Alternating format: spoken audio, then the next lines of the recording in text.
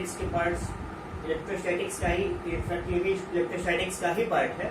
पर पिछले दिन हमने चर्चा करी थी कि इलेक्ट्रोस्टैटिक्स है क्या, स्थिर विद्युत क्या है।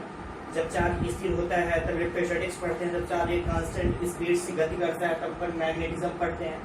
फिर हमने चार्ज की प्रॉपर्टी पढ़ी, चार्ज के बाद हमने कंडक्टर पढ़ा, इंसुलेटर पढ़ा, सेमी कंडक्टर पढ़ा। फिर उसको हम आवेशन कैसे कर सकते हैं, एक चार्ज से दूसरे, एक पार्टिकल से दूसरे पार्टिकल पर चार्ज कैसे कर सकते हैं, उसके लिए मैंने प्रोसेस बताई। बाई फ्रिक्शन कर सकते हैं या इलेक्ट्रोस्टैटिक्स इंडक्शंस के द्वारा कर सकते हैं, कंडक्शंस के द्वारा कर सकते हैं, मतलब एक बॉडी से दूसरे बॉडी पर चार्ज ट्रांसफर कर सकते हैं। अब इसके बाद आज जो मेरा टॉपिक है, आज मैं कवर करूंगा कूलॉम्स लॉ। आप देखें बड़ा इंटरेस्टिंग और बड़ा सिंपल है। एक्चुअल में ये होता है क्या है कि आपने 11th में एक फील्ड पढ़ी थी, ग्रेविटेशनल फील्ड। ग्रेविटेशनल फील्ड्स में आपने पढ़ा था यूनिवर्सल ग्रेविटेशनल लॉ, सेम उसी जैसा ये भी है, पर थोड़ा सा एक चीज जो उससे हट के है वो ये है कि सेंट्रल फोर्स होता है। उसमें क्या होता है, जो ग्रेविटेशनल होता है वो अट्रैक्टिव नेचर का होता है, जबकि यहाँ पे जो इलेक्ट्रोस्टैटिक्स का फोर्स है वो अट्रैक्ट डिट्रैक्ट दोनों कर सकता है। यदि सिमिलर चार्जेस हैं, पॉजिटिव चार्ज हैं तो एक दूसरे को डिट्रैक्ट करेगा। यदि दोनों डिफरेंट टाइप के चार्ज हैं तो एक दूसरे को पास लाएगा। सपोज दैट मान लीजिए एक ये प्लस पॉजिटिव चार्ज है और दूसरा ये निगेटिव चार्ज है, तो ये दोनों आपस में पास में आएंगे। और यदि यही बात ऐसे ये भी पॉजिटिव ये भी पॉजिटिव, ये दोनों एक दूसरे को रिपल करेंगे, मतलब दूर हो जाएंगे। यदि पॉजिटिव मतलब अट्रैक्ट करेंगे, निगेटिव पॉजिटिव मतलब रिपल करेंगे एक दूसरे को, सॉरी निगेटिव पॉजिटिव मतलब अट्रैक्ट करेंगे और पॉजिटिव है एक दूसरे को रिट्रैक्ट करेंगे, दूर हो जाएंगे। या ऐसा भी हो सकता है निगेटिव दोनों चार्ज निगेटिव हो जाए तब भी एक दूसरे को क्या करेंगे, दूर हो जाएंगे। अब इसी से रिलेटेड आज हम चर्चा करेंगे कूलॉम्स लॉ। कूलॉम्स लॉ है क्या, ठीक है।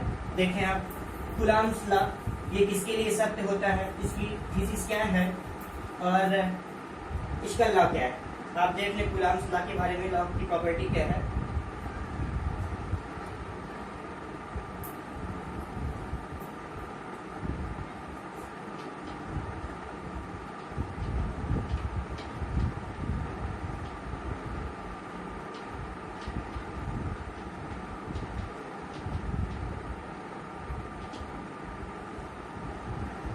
कूलॉम्स लॉ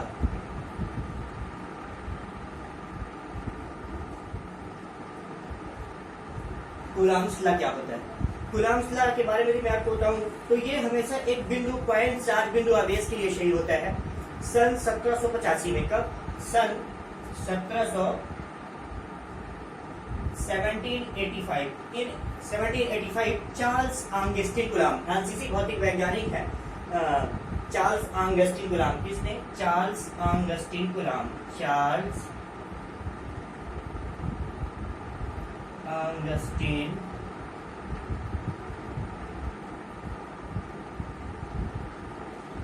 ऑगस्टिन कूलॉम, फ्रांसीसी भौतिक शास्त्री, फ्रांसीसी भौतिक वैज्ञानिक चार्ल्स ऑगस्टिन कूलॉम ने किन्हीं दो बिंदु आवेश मतलब कोई दो पॉइंट चार्जेस, किन्हीं दो बिंदु आवेशों के मध्य लगने वाले बल के बारे में अध्ययन किया कि कितना बल लगता है, कैसा बल लगता है, उसका नेचर क्या होता है। और उन्होंने अपने प्रयोग के आधार पर एक नियम का प्रतिपादन किया। कब, सन 1785 में। चार्ल्स कौन से वैज्ञानिक हैं, ये फ्रांस के हैं, इसलिए इनको हम बोलते हैं फ्रांसीसी भौतिक शास्त्री। फ्रांसीसी भौतिक शास्त्री चार्ल्स ऑगस्टिन कूलॉम ने दो आवेशों के मध्य लगने वाले बल का अध्ययन किया और एक प्रयोग किया एटम तुलक सहायता से, और उनके मध्य लगने वाले बल का अध्ययन किया तथा एक नियम का प्रतिपादन किया जिसको हम कूलॉम के नियम से जानते हैं। अब इससे सबसे बड़ी बात है, इसमें जो ये लॉ है वो हमेशा पॉइंट चार्जेस के लिए होता है, बिंदु आवेश के लिए होता है। तो अगला पॉइंट हम पहले पढ़ेंगे बिंदु आवेश। बिंदु आवेश क्या होता है, बिंदु आवेश पॉइंट चार्ज।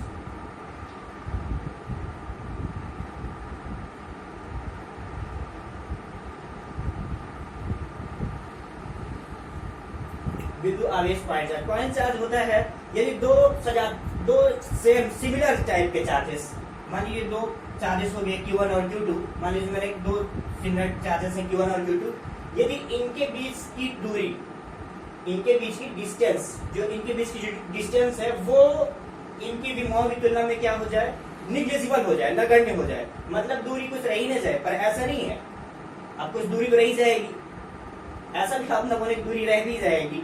क्योंकि जो इनकी डिस्टेंस होती है, जो लाभ होता है उतना बहुत अधिक दूरी और ना ही 10⁻⁻15 मीटर की दूरी से कम के लिए भी ये जो ला है वो तुरंत नहीं होता। तो अपन पॉइंट चार्ज को समझ जाए, पॉइंट चार्ज समझे। मान लीजिए Q1 चार्ज है और दूसरा चार्ज ये Q2 है, तो इन दोनों की दूरी यदि इन दोनों के बीच की डिस्टेंस इनकी विभवाओं की तुलना में निग्लेजिबल हो जाए।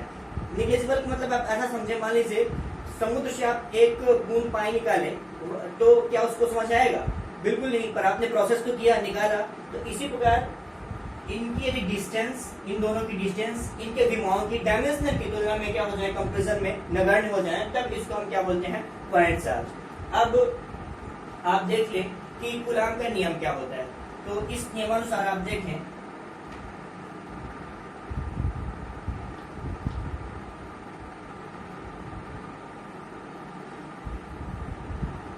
आप लिख सकते हैं कि दो स्थिर पॉइंट, एक आप याद रखें ये हमेशा स्थिर मतलब रेस्ट पॉइंट के लिए होता है। पॉइंट चार्ज कैसा हो, रेस्ट होना चाहिए, ऐसा नहीं कि वो वेग से गतिमान हो, नहीं, ये हमेशा क्या है, किन्हीं दो स्थिर बिंदु आवेशों के लिए होता है। किन्हीं दो स्थिर बिंदु आवेशों के मध्य लगने वाले, किन्हीं दो स्थिर बिंदु आवेशों के मध्य लगने वाले स्थिर वैद्युत बल, स्थिर वैद्युत बल, किन्हीं दो स्थिर बिंदु आवेशों के मध्य लगने वाले स्थिर वैद्युत बल, उन दोनों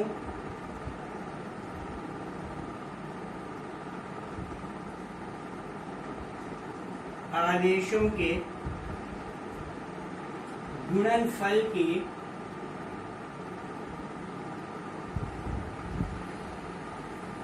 अनुक्रमानुपाती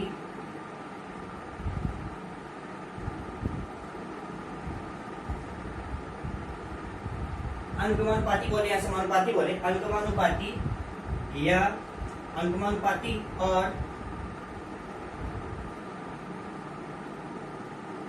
उनकी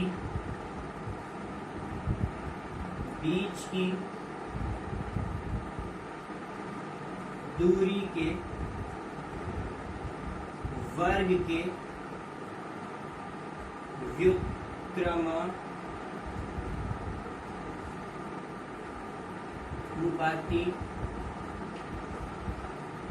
होता है। क्या आप समझे? किन्हीं दो स्थिर बिंदु आवेशों के मध्य लगने वाला स्थिर वैद्युत बल, मान लीजिए एक पॉइंट ये है, दूसरा पॉइंट ये, मैंने इसको डिनोट किया Q1, इसको डिनोट किया Q2, इन दोनों की बीच की जो दूरी हमने मानी वो मान ली स्मॉल r।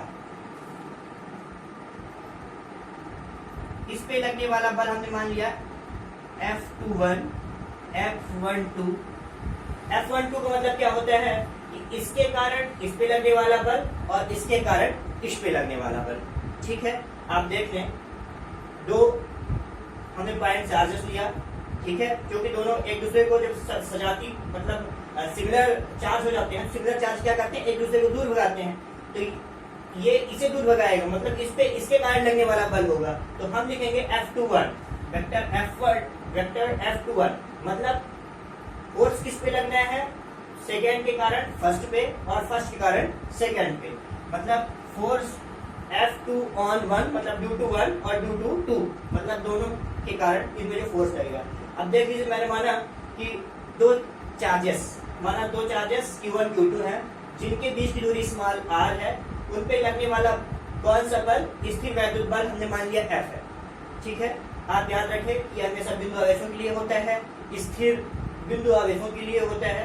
यदि Q1 और Q2 दो बिंदु आवेश हैं, इनके बीच की दूरी स्मॉल r है, लगने वाला बल कौन सा बल, स्थिर वैद्युत बल। कौन सा बल, स्थिर वैद्युत बल क्या है, F। यदि सपोज दैट मैं F12 या F21 डिनोट न करूं, मैं आपको समझाने के लिए ये लिख दिया था, इनके मध्य लगने वाला बल केवल और केवल मैं मान लूं कि इन पे लगने वाला अट्रैक्शन फोर्स क्या है, F, ताकि आपको समझ में आए कि हमने F12 और F21 यहाँ पे दर्शाया। अब मैंने मान लिया कि इनके मध्य जो लगने वाला बल है वो हमने क्या मान लिया,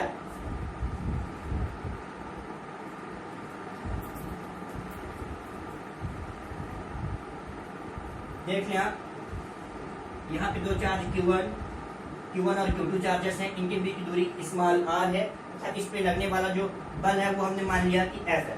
तब आप देखें कि दो स्थिर बिंदु आवेशों के मध्य लगने वाला स्थिर वैद्युत बल, कौन सा बल, स्थिर वैद्युत बल, अर्थात हम क्या लिख सकते हैं F, उन दोनों आवेशों के गुणनफल के अनुपाती, मतलब F is directly proportional Q1 into Q2।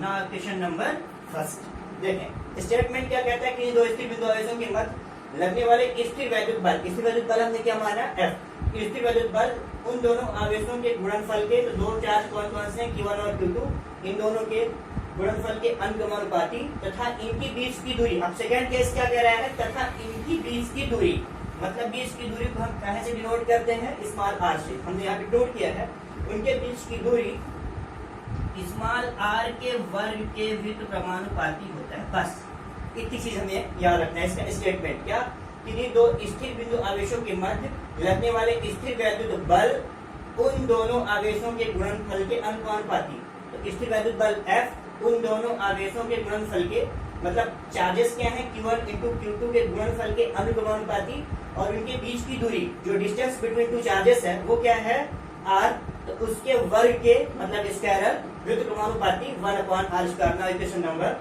Second. अब आप देख लें, अब समीकरण 1 और 2 के लिए आप मिला दें, समीकरण 1 और 2 से, समीकरण 1 और 2 से आप पाते हैं F is directly proportional Q1 Q2 upon r²। अब पता है कोई भी प्रोपोर्शनल साल होता है तो कोई ना कोई कांस्टेंट आता है। अब आप देख लें तो F is equal to K Q1 Q2 upon r²। Now equation number 3, इसको मैं समीकरण 3 दिया। अब यहाँ पे ये क्या है, K क्या है, तो K क्या है, K यहाँ पे स्थिर वैद्युत नियतांक, स्थिर वैद्युत नियतांक, या आप इसको बोल सकते हैं कूलाम नियतांक। आप ऐसा ही बोल सकते हैं, इसको सभी जगह लिखा जाता है जहाँ के एक नियतांक है जिस पर ये कैसा नियतांक है कि आपको जानना है, ये कैसा नियतांक है, स्थिर वैद्युत नियतांक है, या आप इसको बता सकते हैं कि कूलाम नियतांक के नाम से भी जाना जाता है। कूलाम नियतांक बोले या स्थिर वैद्युत नियतांक बोले, आप एक बार देख सकते हैं। एक बार मैं फिर से रिवाइज कर देता हूँ यहाँ तक कि अगली बात पे चलता हूँ।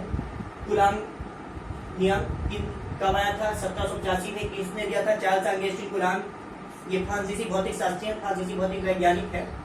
इन्होंने क्या किया था कि इन्हें दो बिंदु आवेशों की, किस लिए है, दो बिंदु आवेशों के मध्य लगने वाले बल के लिए, फिर इसमें किसके लिए सही होता है, पॉइंट चार्ज के लिए, किसके लिए होता है, बिंदु आवेश के लिए। बिंदु आवेश क्या होता है, यदि दो आवेश एक दूसरे यदि इनकी विमाएं इनके बीच की दूरी की तुलना में नगण्य हो तब इसको हम क्या बोलते हैं, बिंदु आवेश। अब इसका नियम क्या होता है कि दो स्थिर बिंदु आवेशों के मध्य, स्थिर बिंदु हमेशा पॉइंट स्टेब्लिश होना चाहिए, स्थिर होना चाहिए, गतिमान नहीं होना चाहिए, नहीं तो हमारा कूलाम का नियम नहीं लगेगा। ठीक है, कि दो स्थिर बिंदु आवेशों के मध्य लगने वाले स्थिर वैद्युत बल उन दोनों आवेशों के गुणनफल के अनुपाती और उनके बीच की दूरी के वर्ग के व्युत्क्रमानुपाती होता है। हम लिख सकते हैं, माना Q1 Q2 दो चार्ज हैं जिनके बीच दूरी स्मॉल r है और उन पे लगने वाला बल क्या है, F। तब F proportional Q1 into Q2। Now equation number first according to this statement. Now second, F is directly proportional r²। Now equation number second according to this statement. Now after solving equation number first and equation number second, then we get F is directly proportional Q1 Q2 upon r²। Now after solving this equation, then we get F is equal to K Q1 Q2 upon r², where K is Coulomb's constant or electrostatics constant. Now equation number third। अब आप आगे देख सकते हैं, इसका आगे continue कर रहा हूँ। देखिए, अब जो यहाँ पे कांस्टेंट K है उसकी वैल्यू क्या होती है, वो क्या होता है, उसको कैसे फाइंड करते हैं, कि आप देख सकते हैं। यहाँ पे जो कांस्टेंट आया है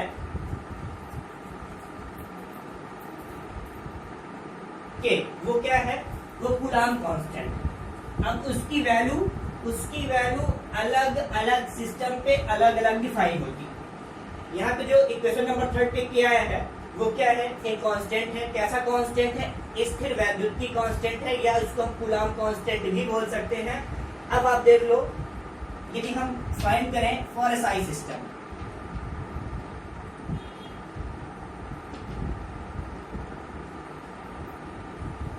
एसआई पद्धति के लिए, तो एसआई पद्धति के लिए क्या होता है कि क्या होता है, एक नियतांक होता है, इसकी जो वैल्यू है वो मापन की पद्धति पर डिपेंड करती है कि मापन का हमारा जो मेजरिंग सिस्टम है वो कैसा है, वो सीजीएस है, एसआई है, सबके लिए इसकी जो वैल्यूज होती हैं वो अलग अलग होती हैं। आप देख लो एसआई सिस्टम के लिए जो इसका एसआई सिस्टम, यदि मैं मान लूं एसआई सिस्टम में कि जो के है, यदि हमारे 2 पॉइंट आते हैं जो हमने लिया था Q1 और Q2, ये कैसे हैं, एयर वायु या निर्वात में, कहाँ पे है, वायु या निर्वात में। तब वायु निर्वात के लिए K is equal to 1/4 pi epsilon not is equal to 9 into 10 to the power 9 into 10 to the power 9 newton metre square पर कूलम स्क्वायर इसकी वैल्यू होती है। ठीक है, अब आप देखेंगे K is equal to SI system के लिए 1/4 pi epsilon not 9 into 10 power 9 newton metre square पर कूलम स्क्वायर। अब अच्छा, ये न्यूटन मीटर स्क्वायर पर कूलम स्क्वायर कैसे, तो आप देख लो यहाँ पे जो F है, F बल हम डिफाइन कर रहे हैं यहाँ पे, जो कि कांस्टेंट के है, K पे भी आप इधर कर F इधर आएगा, तो न्यूटन और R स्क्वायर मतलब metre square Q1 into Q2, तो Q1 का भी यूनिट होती है कूलम, कूलम इंटू कूलम तो कूलम स्क्वायर, तो हम इसको लिख सकते हैं क्या, न्यूटन मीटर स्क्वायर पर कूलम स्क्वायर। तो K is equal to 1/4 pi epsilon naught newton 9 into 10 power 9 newton metre square पर कूलम स्क्वायर। जहां आप बताएंगे कि ये एप्सिलॉन नॉट क्या है, तो एप्सिलॉन नॉट क्या होती है, परमिएबिलिटी ऑफ फ्री स्पेस, मतलब वायु या निर्वात की विद्युतशीलता बोलते हैं, वायु या निर्वात की विद्युतशीलता मतलब परमिएबिलिटी ऑफ फ्री स्पेस, क्या, एप्सिलॉन नॉट। इसकी वैल्यू कितनी होती है, 8.854 into 10 to the power -12 coulomb square per newton metre square. अब नाउ फ्रॉम इक्वेशन 3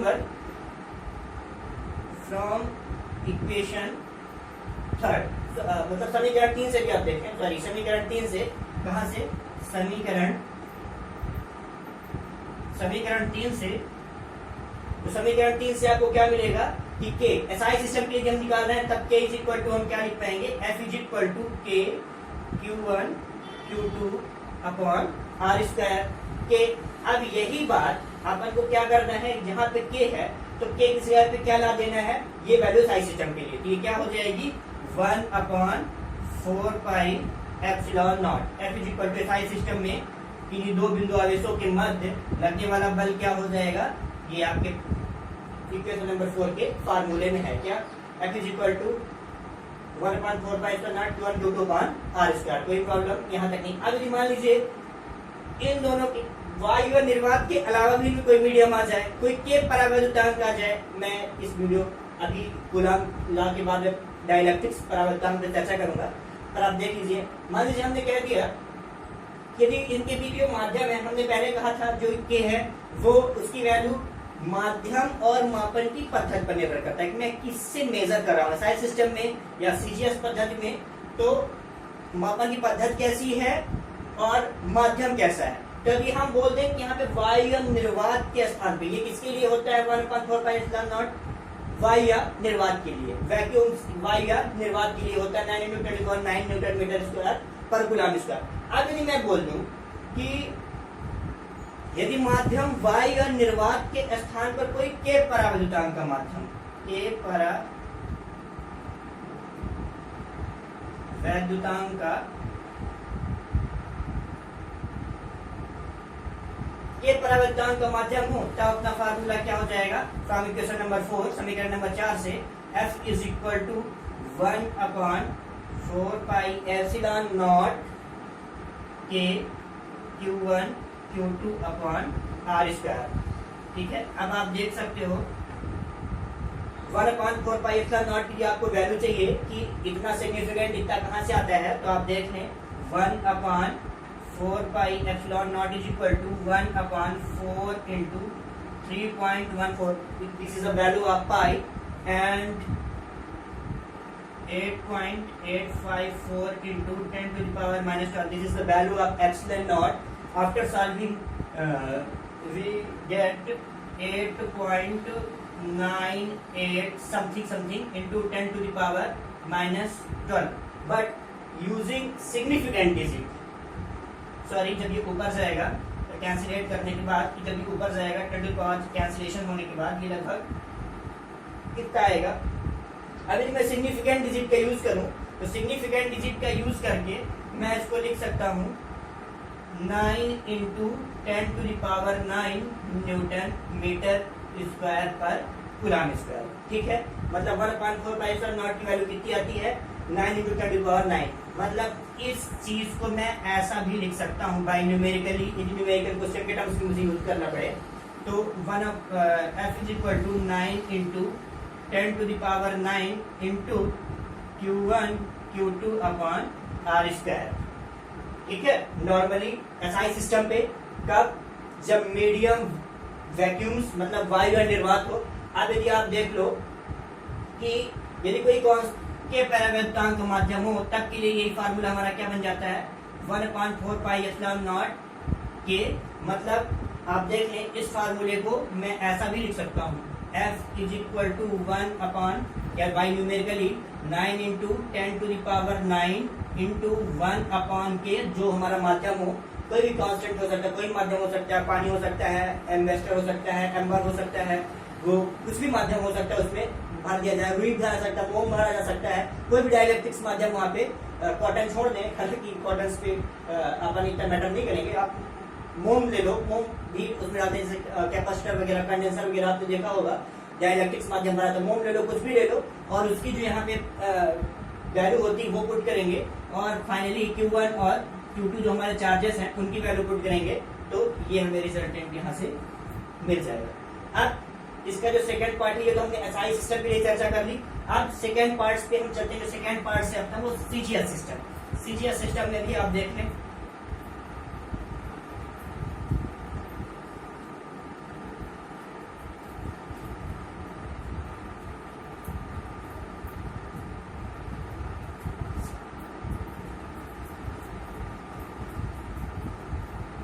एक्चुअली वो मेरा की पॉइंट्स है, इसलिए मैं उसको लिखा देता हूँ, उसी की सहायता से with the help of this we can find next equations.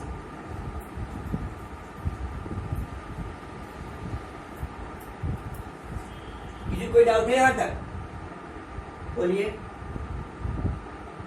कोई डाउट हो अभी पूछ सकते हो यहीं तक। अच्छा, एसआई सिस्टम तक के लिए कोई डाउट नहीं। अब आप देख लो सीजीएस सिस्टम के लिए।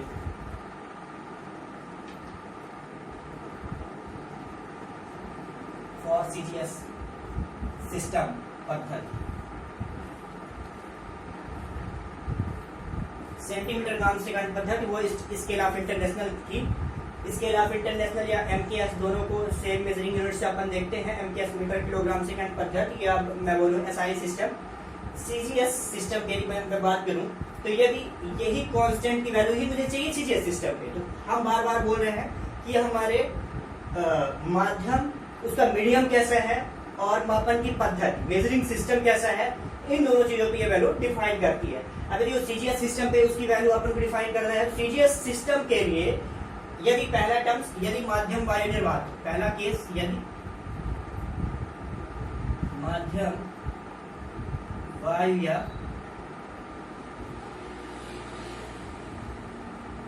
निर्वात, यदि माध्यम वायु या निर्वात हो तब के इज इक्वल टू 1, तब के की वैल्यू कितनी होती 1। तो समीकरण 3 से तब समीकरण 1 to 3, तब समीकरण 3 से हम क्या लिख सकते हैं, देखें, F is equal to Q1 Q2 upon R square, Q1 Q2 upon R square, अपन इस वैल्यू को कितना लिख सकते हैं। ठीक है, अब इसी सिस्टम के लिए मैं बता रहा हूँ। सीजीएस सिस्टम में मान लीजिए आपको दे दिया जाए कि एक दो आवेश, दो समान परिमाण के आवेश जिनका आवेश 4 कूलम है, उनके बीच दूरी 25 सेंटीमीटर हो जाए, वो वायु निर्वात में है, तब उसमें लगने वाला स्थिर विद्युत की बल ज्ञात कीजिए, बल फाइंड कीजिए। तब के लिए आपको ये फार्मूला होगा F = Q1 Q2 upon R square. ठीक है, अब यदि मान लीजिए इन दोनों के बीच का जो माध्यम है, तो के यदि कोई के परावैद्युतांक के लिए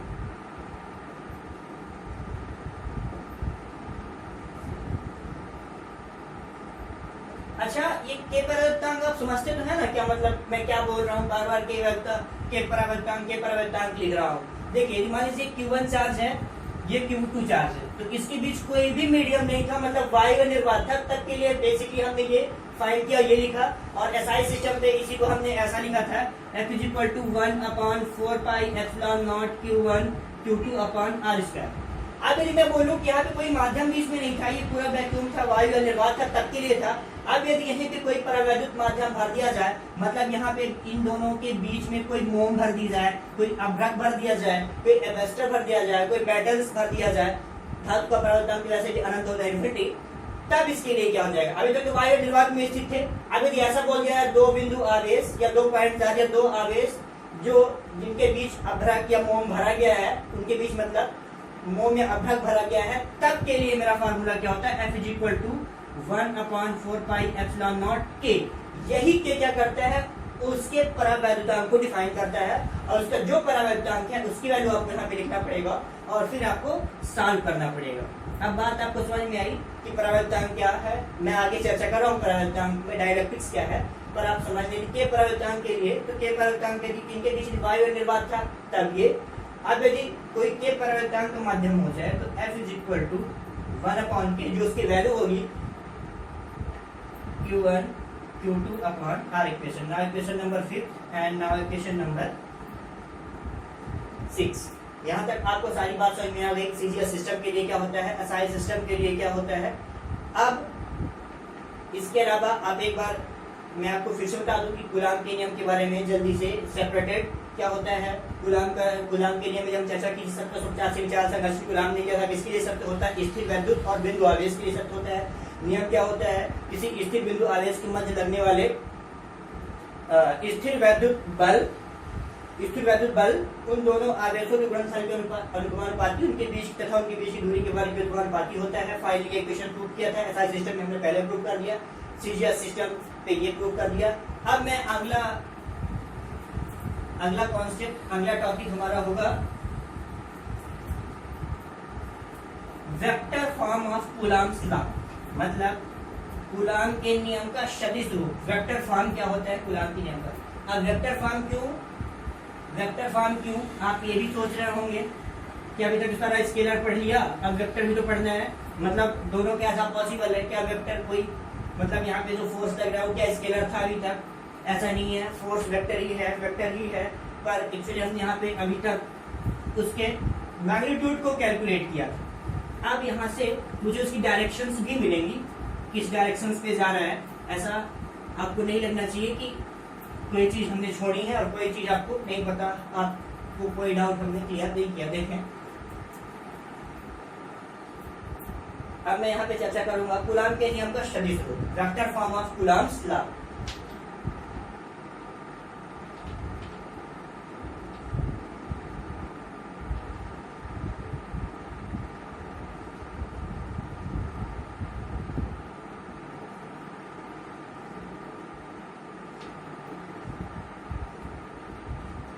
vector form of coulombs law.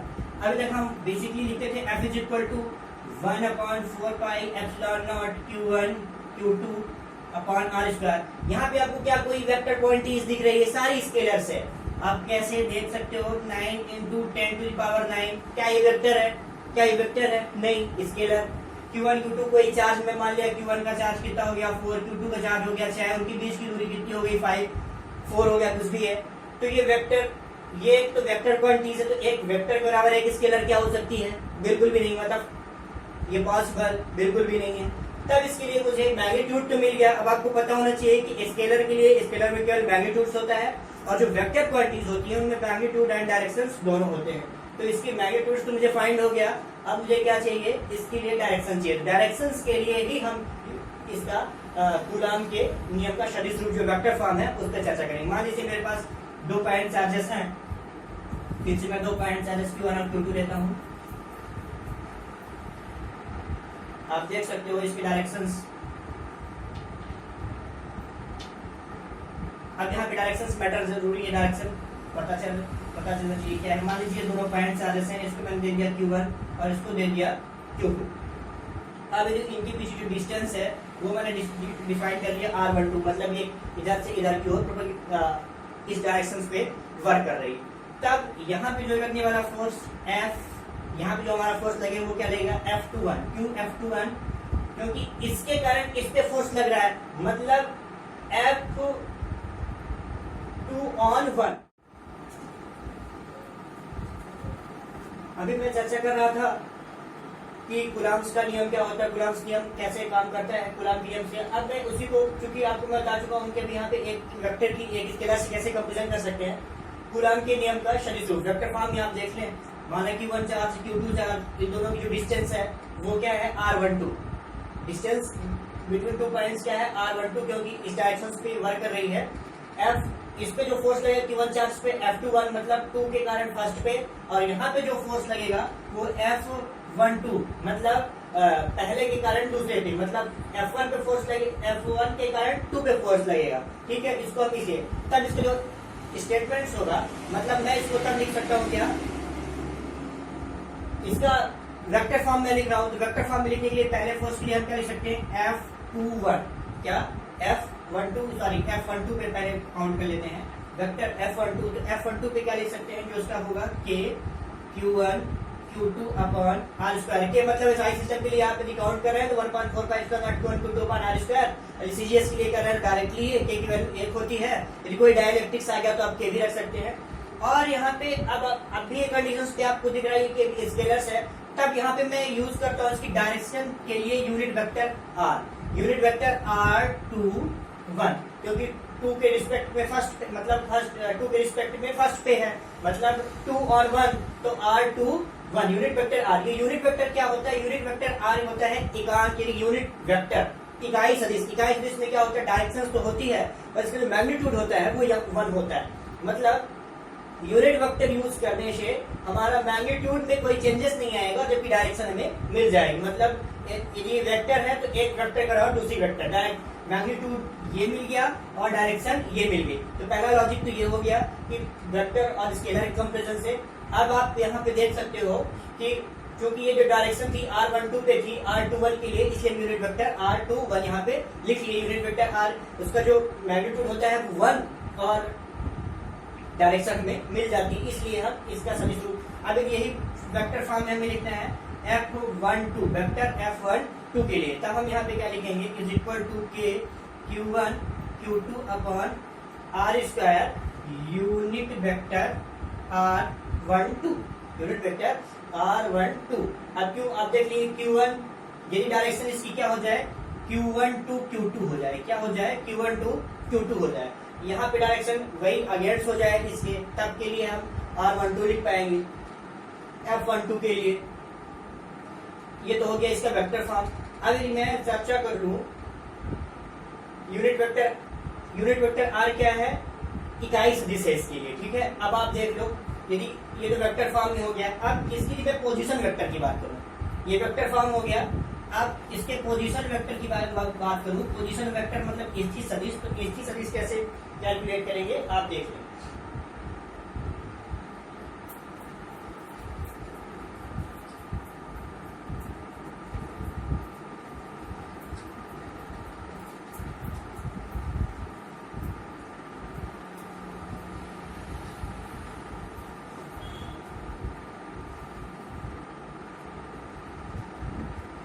अब आप देख लो यहाँ पे ये क्या हो गया, कूलम्ब के नियम का सदिश रूप। अब मैं पढ़ रहा हूं क्या, स्थित सदिश रूप, मतलब स्थित सदिश क्या होगा, स्थित सदिश। मान लीजिए एक एक्सिस है y, दूसरी एक्सिस x y। अब मैं बोल दूं एक चार्ज यहाँ पे Q1, दूसरा चार्ज यहाँ पे Q2, यहाँ से यहाँ तक की डिस्टेंस मान ली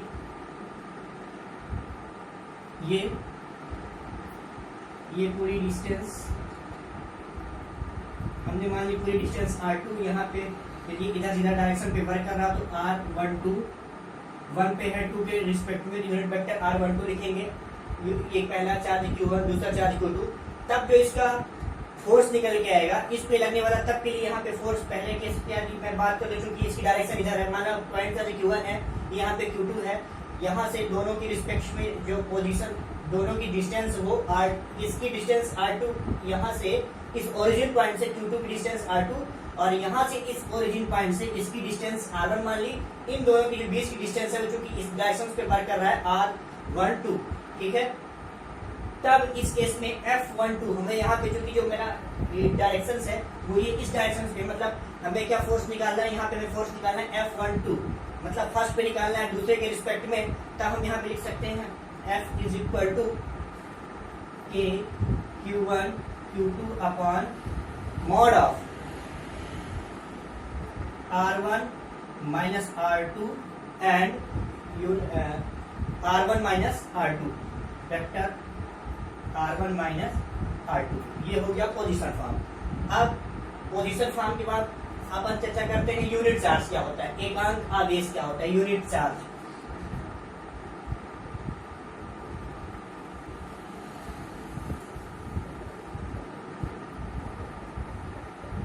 मान लीजिए हमने कहा कि वायु निर्वात में किन्हीं दो बिंदु आवेशों के मध्य लगने वाला बल, तो आपके लिए formula F is equal to Q1। SI system के लिए मैं काउंट कर लूं तो एसआई सिस्टम के लिए क्या होता है 9 इंटू 10 टू द पावर 9 या 1/4 pi epsilon not into Q1 Q2 upon R square. अब यदि मुझे यूनिट चार्ज पढ़ना, एकांक, एकांक मतलब इकाई, तब यहाँ पे मैं मान लेता हूँ Q1 equal Q2 is equal Q और R इज इक्वल टू 1।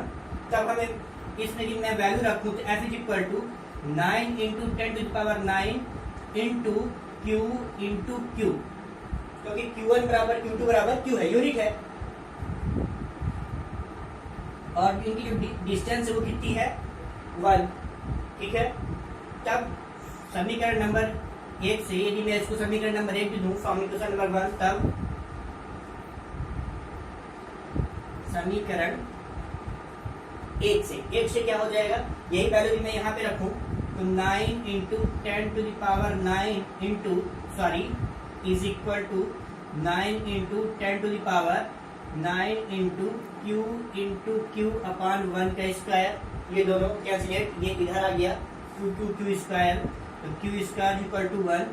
तो अगले स्टेप में Q is equal two plus minus 1 भी हम लिख सकते हैं। मतलब यदि मैं बोलूं कि दो सजातीय आवेश माध्यम में वायु निर्वात में दो सजातीय आवेश मतलब सेम टाइप के चार्जेस एक दूसरे से, वो यूनिट चार्जेस हैं, ठीक है, इकाई आवेश हैं, एक दूसरे से 1 मीटर की दूरी पर स्थित है। तो आपको पता है कि सजातीय आवेश है तो एक दूसरे को दूर भगाएंगे। हमें यूनिट चार्ज पढ़ना, यूनिट चार्ज देखिए क्या होता है, ठीक है।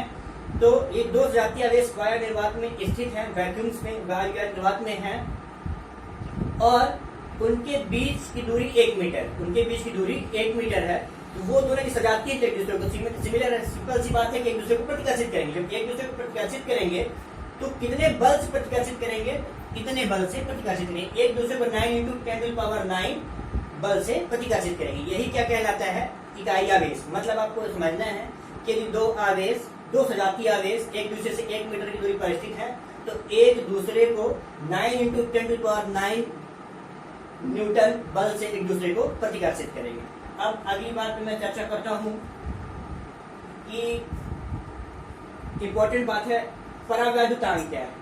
अभी हमने कहा था परावैद्युतांक निकालने के लिए, तो आप देख लें परावैद्युतांक आप वहां पे पढ़ रहे थे, माध्यम का परावैद्युतांक, माध्यम का परावैद्युतांक। ये परावैद्युतांक है क्या, डाइलेक्ट्रिक्स।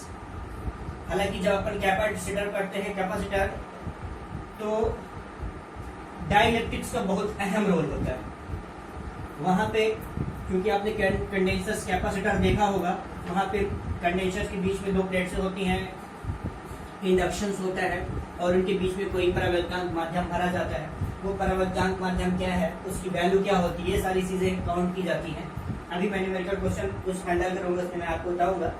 अब आप देख लें डाइलेक्ट्रिक्स क्या होता है, परावैद्युतांक।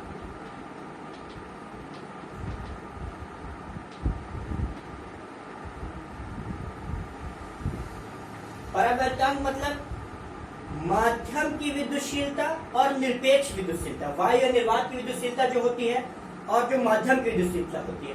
यदि मैं बोलूं माध्यम की विद्युतशीलता क्या है, एप्सिलॉन, और निर्वात की विद्युतशीलता को मैंने डिनोट किया एप्सिलॉन नॉट से। मतलब permeability of free space is epsilon not and permeability of medium is epsilon. तो इन दोनों का जो रेशियो निकल के आएगा, इन दोनों का जो अनुपात निकल के आएगा, उसको हम बोलते हैं परावैद्युतांक K।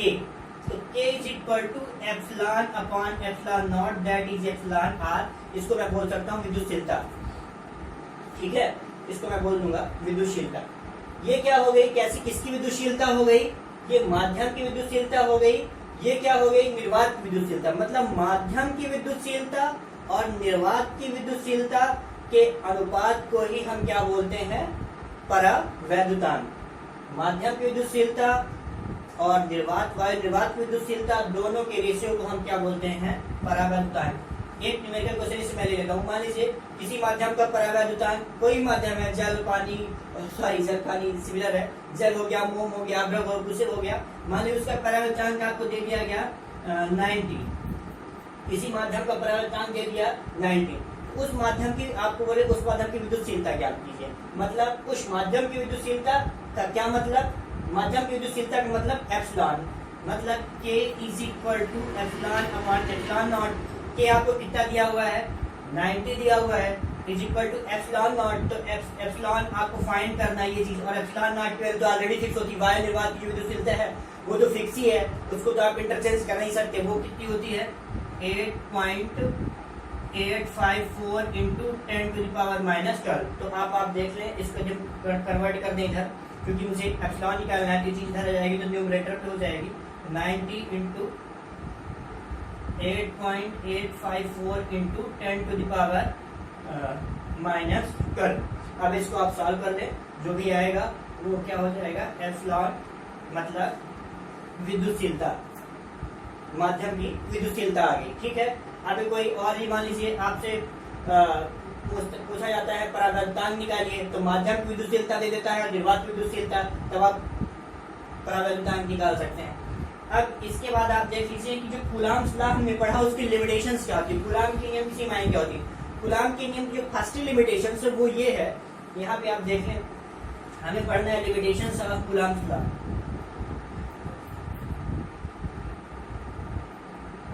कूलाम के नियम की सीमाएं, कूलाम के नियम की सीमाएं क्या होती है, limitations, limits of coulombs law. Coulomb के नियम की सीमाएं क्या होती है। तो कूलाम के नियम की सीमा पहली है कि जो फर्स्ट शर्त है उसकी है कि हमेशा पॉइंट चार्ज मतलब बिंदु आवेश के लिए ही शक्य होता है।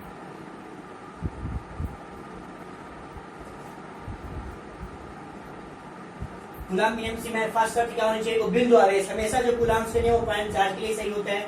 दूसरा केस क्या हो जाता है कि वो स्थिर होने चाहिए, दोनों पॉइंट चार्ज स्थिर होने चाहिए, ऐसा नहीं कांस्टेंट स्पीड से किसी स्पीड से गति कर रहे हो ना, तब के लिए अपना कूलाम के नियम तक नहीं होगा। मतलब क्या होना चाहिए, स्थिर आवेश के लिए होता है।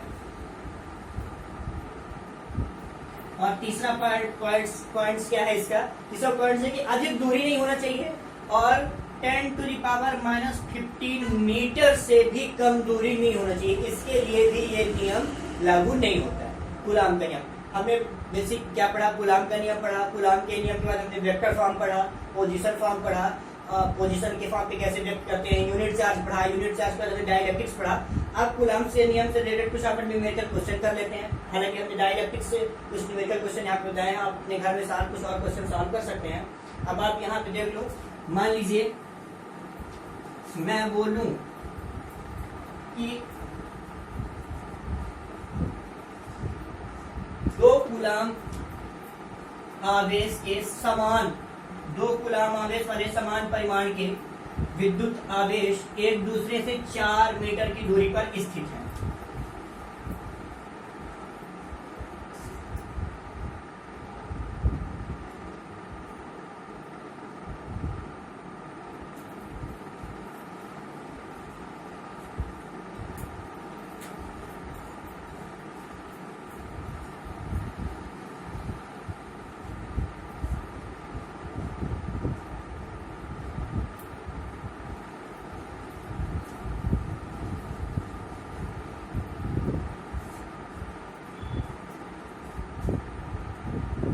इंटरेस्ट है पढ़ने में, अच्छा लग रहा है। चलो अब आप देख लो, न्यूमेरिकल क्वेश्चन देख लो। मान लीजिए हमने कहा एक चार्ज Q1 दूसरा चार्ज Q2 समान परिमाण के हैं, या पहले डिफरेंट के लिए फिर इक्वल के लिए अपन देख सकते हैं। मान लीजिए हमने कह दिया ये इस पे है कितना, इसका चार्ज कितना है 2 और इसका चार्ज है 8, इन दोनों के बीच की डिस्टेंस है वो कितनी हो गई 4 मीटर। तब इस पर लगने वाले बल की गणना कीजिए। यदि कह दिया जाए कि दो बिंदु आवेश कहाँ पे हैं, बाह्य निर्वात में, आपसे ऐसा बोला जाए दो बिंदु आवेश Q1 और Q2 जिनका परिमाण Q1 पे 2 कूलम चार्ज, Q2 पे 4 कूलम चार्ज, वो दोनों बाह्य निर्वात में स्थित हैं, तब उन पे लगने वाले स्थिर वैद्युत बल की गणना कीजिए। तब के लिए F is equal to 1/4 pi epsilon naught Q1 Q2 upon R square. अब आप देखें F is equal to 1/4 pi epsilon naught की value 9 into 10 to the power 9। अब Q1 Q2, Q1 पे चार्ज कितना 2 कूलम, Q2 पे चार्ज कितना 4 coulomb, दोनों के बीच की दूरी कितनी R स्क्वायर मतलब 4 इंटू 4, 4 का स्क्वायर मतलब 4 इंटू 4। अब आप इसको सॉल्व कर रहे हैं। F is equal to 9 into 10 to the power 9, 2 4 जा 8, 4 4 7 16, ये कितना हो गया 1/2।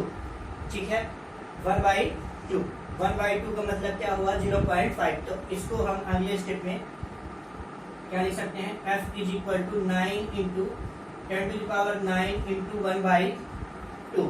ठीक है, या इसी को हम ऐसा लिखें, कैंसिलेट कर दें तो 4.5 into 10 to the power 9 newton. ये क्या आ गया, इसका चार्ज आ गया। जब आपसे बोल दिया जाए दो बिंदु आवेश 2 कूलम 4 कूलम के एक दूसरे से 4 मीटर की दूरी पे बाह्य निर्वात में स्थित हैं, तब उनके मध्य लगने वाले स्थिर वैद्युत बल की गणना कीजिए। तब क्या हो जाएगा, ये लिखा हुआ है, मतलब F is equal to 1/4 pi epsilon naught Q2 upon R square. पहले पे चार्ज कितना, तो दूसरे पे चार्ज 4, दोनों का R स्क्वायर मतलब बीच की दूरी का स्क्वायर, तो 4 का 4 स्क्वायर, ये कैंसिलेट कितने न्यूटन। अब यदि मान लीजिए मैं बोलूं दो समान परिमाण के आवेश, क्या बोलता है क्वेश्चन, दो समान परिमाण के आवेश, मतलब आपको समझना है समान परिमाण के आवेश मतलब क्या, Q1 बराबर Q2। दो समान परिमाण के आवेश एक दूसरे से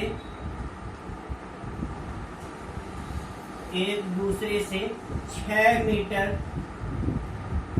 की दूरी पर 6 मीटर की दूरी पर स्थित है। तो उनके आप कैसा बोल दिया, दो समान परिमाण के आवेश एक दूसरे से 6 मीटर की दूरी पर वायु निर्वात माध्यम में उपस्थित है, तब उनके मध्य लगने वाले इलेक्ट्रोस्टैटिक फोर्स मतलब स्थिर विद्युत बल की गणना कीजिए। तब आपको पता होना चाहिए व्हेन, पहला कंडीशन जब Q1 बराबर Q2 हो, तब के लिए अपना फार्मूला क्या हो जाता है, F is equal to 1/4 pi epsilon naught Q1 Q2 upon R square. पर Q1 बराबर Q2 है तो F is equal to 1/4 pi epsilon naught Q into Q upon R square. तो F is equal to 1/4 pi epsilon naught Q square upon R square. ये equation अब आप यहाँ पे देख लें, यही दोनों एक दूसरे, अब क्वेश्चन क्या आ जाए, दो समान परिमाण के आवेश एक दूसरे से 6 मीटर की दूरी पर स्थित वायु निर्वात में स्थित हैं, तो उनके मध्य लगने वाले इलेक्ट्रोस्टैटिक फोर्स स्थिर विद्युत बल की गणना कीजिए। यदि प्रत्येक आवेश का आवेश कितना हो, सपोज दैट मान लीजिए 12 कूलम दे दिया जाए, तब के लिए formula F is equal to 1/4 pi epsilon naught 12 का स्क्वायर अपॉन डिस्टेंस कितनी है 6 का स्क्वायर, मतलब डायरेक्ट आप लिख लो 36 और वो 144। ठीक है, F is equal to 9 into 10 to the power 9 144 upon 36। अब इसको आप सॉल्व कर लें। ठीक है, और कुछ क्वेश्चन आप देख लें।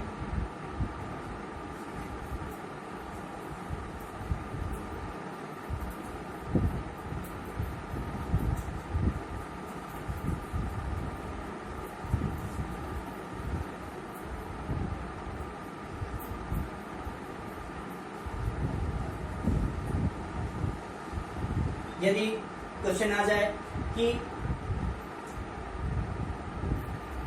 सपोज दैट 10 माइक्रोकुलाम, ये म्यू है, म्यू माइक्रो, 10 माइक्रोकुलाम के 2 सजाती आवेश, 10 माइक्रोकुलाम के 2 आवेश, यदि ऐसा हो जाए 2 समान परिमाण के 2 आवेश, कुछ भी आपको समझना है कि समान परिमाण के लिए तो फार्मूला डायरेक्टली क्या यूज कर देना है, Q1 बराबर Q2 मतलब Q1 का स्क्वायर, ये दोनों अलग अलग दिए हुए हैं तो Q1 इंटू Q2 लगाना है।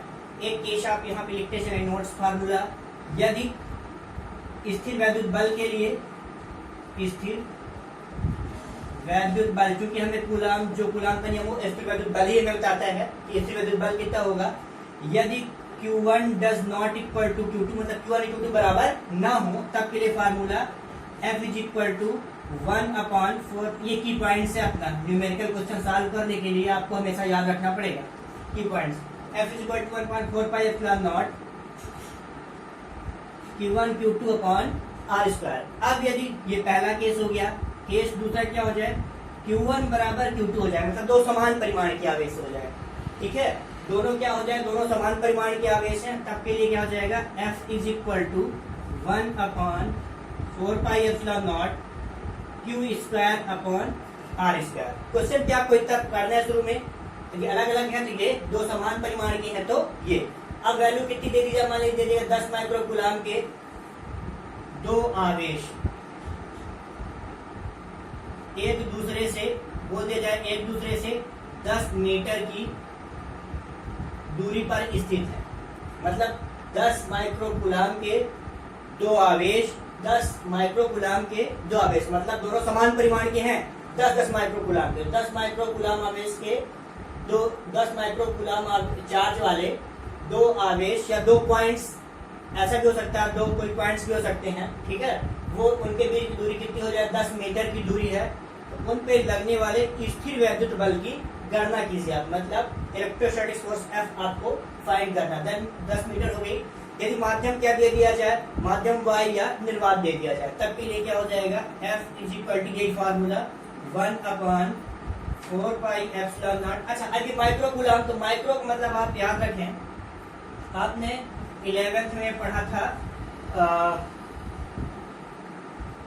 छोटी यूनिट्स पढ़ी थी, फर्स्ट यूनिट्स में मापन और मात्रक पद्धति करके पार्ट लेशन था, तो उसमें आपने पढ़ा वो छोटी मात्रक क्या होते हैं, deci, centi, milli, micro, nano, pico, femto, atto. 10 to the power -1, 10 to the power -2 metre, ये मीटर पे है, मीटर पे, चूंकि हमें साइज सिस्टम पे काउंट कर रहे हैं, मीटर मुझे मीटर की जरूरत होती है। 10 टू द पावर -3 मीटर, फिर यहाँ से 3 के मल्टीपल में -6 metre, 10 to the power -9 metre, 10 to the power -12 metre, 10 to the power -15 metre, 10 to the power -18 metre. इसके लिए आपको मैं एक शॉर्ट फॉर्म बता देता हूँ, आपको कभी नहीं भूलेगा, डेजी से मिली मलाइका ने पिया फेंटा एटो, इसका आप याद कर सकते हैं, आपको कभी नहीं मिलेगा। डेजी मतलब डेसी से, डेजी से मिली माइका ने पिया फेंटा एटो, डेजी से मिली माइका ने पिया फेंटा एटो। डेजी मतलब डेसी 10 टू द पावर -1 से, centi 10 to the power -2, milli मतलब 10 टू द पावर -3, माइका मतलब माइक्रो 10 टू द पावर -6, ने nano 10 to the power -9 metre, पिया pico 10 to the power -12 metre, Fanta 10 to the power -15 metre, atto 10 to the power -18 metre. अब आप देख लीजिए क्या है माइक्रो, तो आप हम इसके लिए क्या लिखेंगे, formula Q1 Q2 upon R square, ये हमारा फार्मूला हो गया। तो F is equal to 9 into 10 to the power 9 into Q1 Q2, तो Q1 Q2 दोनों क्या सिमिलर चार्जेस हैं, मतलब 10 इंटू माइक्रो का मतलब क्या हो जाता है 10 टू द पावर -6 इंटू दूसरे पे कितना 10 into 10 to the power -6 upon R square, R कितना है 10 के स्क्वायर मतलब कितना हो जाएगा 100। अब आप इसको सॉल्व कर लें, F is equal to 9 into 10 to the power 9 ये क्या हो जाएगा, ये दोनों पे बेस इक्वल होती है तो इनकी जो पावर होती है वो क्या हो जाती है, एडिटिव हो जाती है। तो अगले स्टेप में हम लिख सकते हैं 10 into 10 into 10 to the power -12 upon 100। तो 10 टेंस ये दोनों कैंसिल हो जाएंगे। अभी -12 कितना हो जाएगा, 9 into 10 to the power -3 newton. ये क्या हो जाएगा, इसका आंसर हो जाएगा। ये -12 ये पॉजिटिव तो 9 तो कैंसिल हो जाएगा, पॉजिटिव निगेटिव निगेटिव ये। अब यदि मान लीजिए ऐसा हो जाए इनके बीच इसी सिस्टम पे इसी चीज पे मैं बोल दूं इनके बीच कोई परावर्तक माध्यम है, तब वायु निर्वात में थे, अब इनके बीच कोई वायु या निर्वात का माध्यम आ जाए, कोई के परावैद्युतांक आ जाए, के परावैद्युतांक का कोई माध्यम आ जाए, मतलब ये दोनों चार्जेस थे Q1 Q2, अभी तक ये वायु निर्वात में थे। अब इनके बीच में मैं बोलूं कि सपोज दैट मैंने मोम भर दिया, अब ढक भर दिया, कुछ भी भर दिया और उसका आपको परावैद्युतांक मैंने सपोज दैट दे दिया, जिसका परावैद्युतांक मैंने मान लीजिए 5 दे दिया। कितना दे दिया, 5। तब 5 दे दिया, 4 दे दिया, 6 दे दिया, जितना उसका परावैद्युतांक मान लीजिए 2 दे दिया, ठीक है। एम बार का 2.8 होता है, मैंने 2 मान दिया, ठीक है। यहाँ पे जो मान लीजिए परावैद्युतांक माध्यम कितना हो गया, 2। तब अभी तक निर्वात के लिए था, निर्वात के केसों में के लिए ये था, इसके लिए इसकी वैद्युत बल, किसके लिए, निर्वात के लिए, इसके लिए निर्वात के लिए। अब यदि मान लीजिए कोई के परावैद्युतांक, ये की पॉइंट से आप नोट भी करते रहेंगे, के परावैद्युतांक के लिए, के परावैद्युतांक माध्यम के लिए आप देखें तो के परावैद्युतांक के लिए फार्मूला क्या होता है, F = 1/4πε0 के Q1 Q2 अपॉन R²। अब यदि पहला केस ही जब Q1 does not equal to Q2 हो, जब Q1 बराबर Q2 हो जाए तब F = 1/4πε0 के Q² अपॉन R²। आप ऐसा लिख सकते हैं केसेस, ठीक है। तब इस केस में आप क्या, तब इसका फार्मूला क्या बनेगा, ये फार्मूला लगाएंगे और ये फार्मूला लगाएंगे तब हमें क्या मिल जाएगा, आप देख लें।